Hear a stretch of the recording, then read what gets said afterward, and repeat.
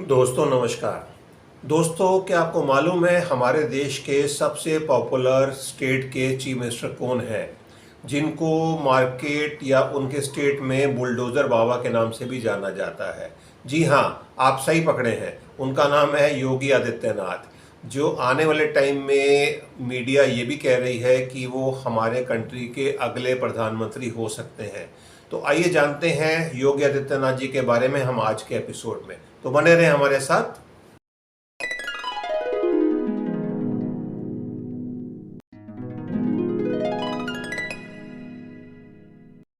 दोस्तों, जैसा कि आपको मालूम ही है, आज हम बात कर रहे हैं योगी आदित्यनाथ जी के बारे में। तो योगी आदित्यनाथ जी का जो बर्थ है वो 5 जून 1972 को पौड़ी गढ़वाल में, आज की तारीख में उत्तराखंड है, और उस ज़माने में ये यूपी का ही पार्ट था, तो वहाँ पर अनडिवाइडेड यूपी में हुआ।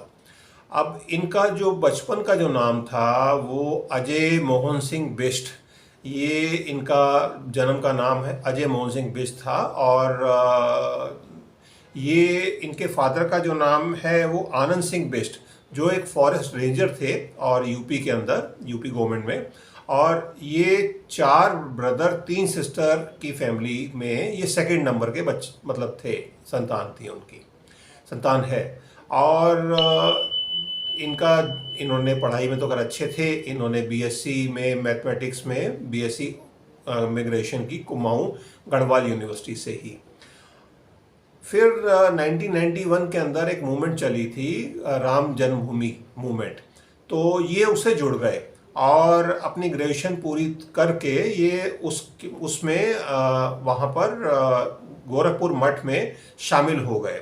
जो गोरखपुर मठ के जो महंत थे अविद्यानाथ, महंत अविद्यानाथ, वो योगी आदित्यनाथ जी के ब्लड रिलेशन में ही आते हैं। महंत अविद्यानाथ का भी जो ओरिजिनल नाम था कृपाल सिंह बिष्ट, तो वो उनके ब्लड रिलेशन में ही थे और योगी आदित्यनाथ को वो ही मठ में लेकर आए। जो महंत अविद्यानाथ थे वो बेसिकली बिलोंग करते थे हिंदू महासभा से, और हिंदू महासभा उस टाइम एक अलग हिंदू संगठन था। और उसमें ये महंत अविद्यानाथ यूपी असेंबली में करीबन 15 से 20 साल तक वहाँ पर असेंबली में गोरखपुर में जीतते रहे। और महंत अविद्यानाथ जो रिलेशन में लेकर आए इनको, योगी आदित्यनाथ जी को, और इनको वहाँ पर दीक्षा दिलवाई गई। योगी आदित्यनाथ जी को जब बीजेपी के साथ राम जन्मभूमि की मूवमेंट चल रही थी और हिंदू महासभा को मर्ज कर दिया गया बीजेपी में, तो उससे पहले बीजेपी भी जनसंघ होती थी, तो खैर उसमें मर्ज हो गई बीजेपी में हिंदू महासभा का जो ये संगठन था इनका। तो इसमें योगी आदित्यनाथ जी को एमपी के इलेक्शन में उतारा गया 1998 में, और 1998 से लेकर ये 5 बार 2014 के इलेक्शन तक लगातार गोरखपुर से एमपी रहे।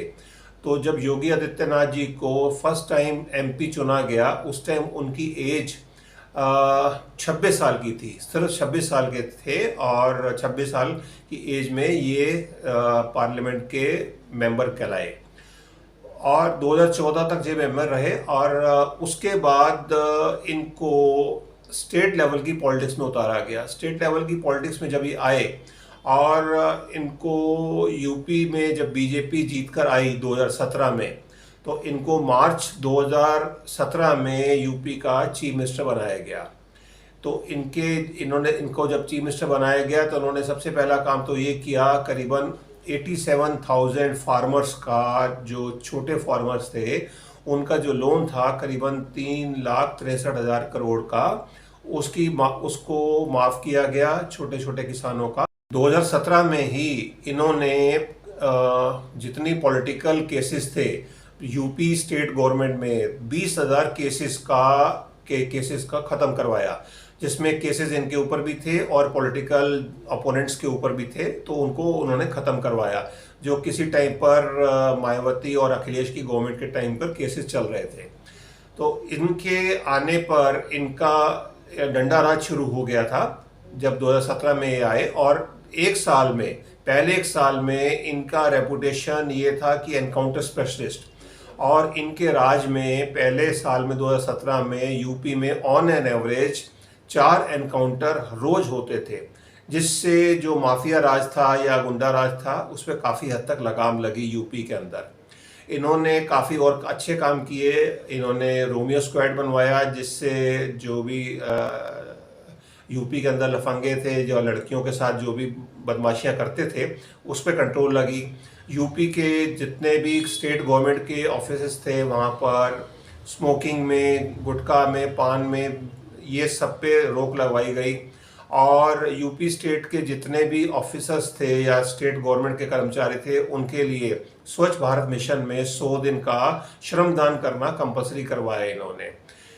इसके अलावा डेवलपमेंट की बात की जाए तो इनके रहते हुए काफ़ी डेवलपमेंट हुई और हो रही है, जिसमें सबसे बड़ी डेवलपमेंट इन्होंने 2018 में हम बात करते हैं, जिसमें सैमसंग कंपनी का सबसे बड़ा स्मार्टफोन का मैन्युफैक्चरिंग यूनिट नोएडा में लगवाया।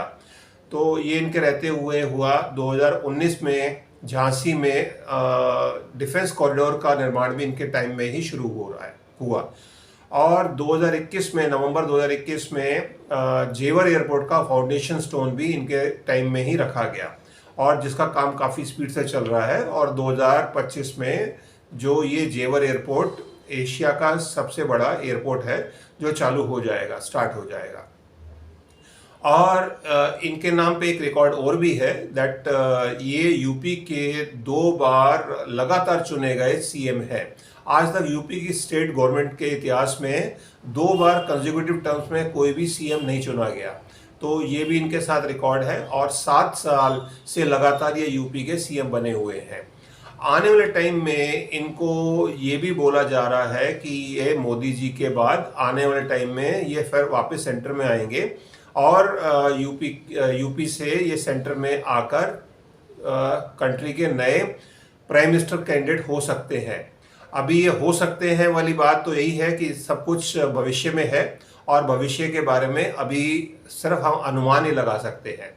बट इनके जो भी कार्यकाल अभी तक रहा है यूपी में, ये मोस्ट फेवरेट सीएम या मोस्ट फेवरेट कैंडिडेट हैं आज की तारीख में देश में प्रधानमंत्री बनने के लिए।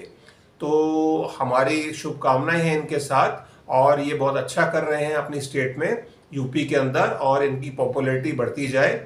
आने वाले टाइम में सेंटर में आए, और इनके आने पर क्योंकि इनको आरएसएस का भी सपोर्ट है पूरा, और ये भी लाल कृष्ण आडवाणी जी के कैडर से ही आते हैं, तो मोदी जी के साथ एक बहुत अच्छी ट्यूनिंग है। और उम्मीद करते हैं ये आने वाले टाइम में देश को एक कुशल नेतृत्व देंगे और देश को सही दिशा में लेकर जाएंगे एज अ कंट्री के फ्यूचर प्राइम मिनिस्टर। सो इसके साथ ही मैं अपनी वाणी को विराम देता हूं, और हम आज का एपिसोड ये समाप्त करते हैं। उम्मीद है आपको ये एपिसोड अच्छा लगा होगा। अगर आपको ये एपिसोड अच्छा लगा, जानकारी अच्छी लगी, तो आप इसको अपने दोस्तों के साथ, मित्रों के साथ शेयर करें, और लाइक करें, और सब्सक्राइब करें अगर आप चैनल पे नए हैं। तो इसके साथ ही मैं अपनी वाणी को विराम देता हूँ। भारत माता की जय। जय हिंद।